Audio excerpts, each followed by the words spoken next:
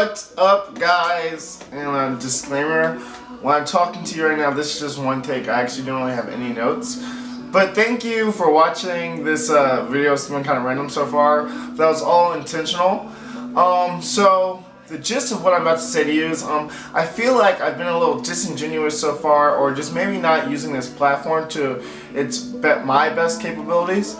And so that's going to change in 2018. So here we go with our very first story time. Get used to the scenery because I'm about to talk to you. So I got my camera early last year, I suppose sometime 2017, I don't really know. But it was written off of my taxes last year, so it was last year sometime. And I really was like, I'm really infatuated with all these great travel photographers, videographers, etc. But sadly, I'm not really traveling anywhere, and the bulk of what I'm actually doing is working. Because I have a lot of goals in who I am. I've always been really focused and really driven by the idea of business. I've also, growing up, like going through high school, being young, etc., I was always interested in like the arts and stuff. I used to love to draw stuff. And I was actually in the National Art Honor Society, whatever that means. But nonetheless, I really do like all these great travel photographers, all these great photographers. But my life is not actually centered around being a photographer. I'm not a professional photographer. I don't get paid to make videos or take pictures of anything. It's just a hobby that I like. Anyways, I saw a quote, and it said, "Be the person that you needed in the past," meaning aspire to be that person that, you know, whenever you're feeling lonely or you're looking for advice, you're like, I wish this person existed to give me this advice. Try and mold yourself into that person that you've been looking for to help you out, right? And the reason this applies to what I'm saying today is, you know, I used to feel like on social media or however you present yourself to strangers, you have to be kind of one-dimensional. And so I can only show this one side of myself, which kind of robs me of showing you exactly who I am, and I can only come to YouTube or making videos and taking photographs ever so often, because that's not completely who I am.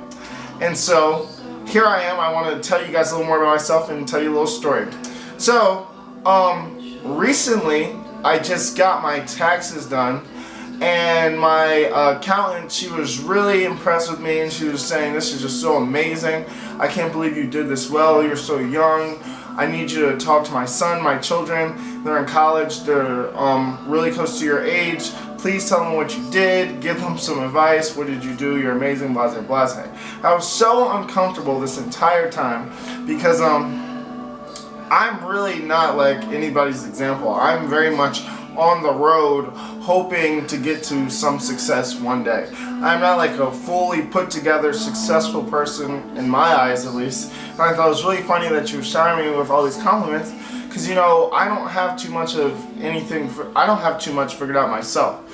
And so nonetheless, she FaceTimes her son, who's actually traveling abroad in Israel, and I speak to him briefly, etc.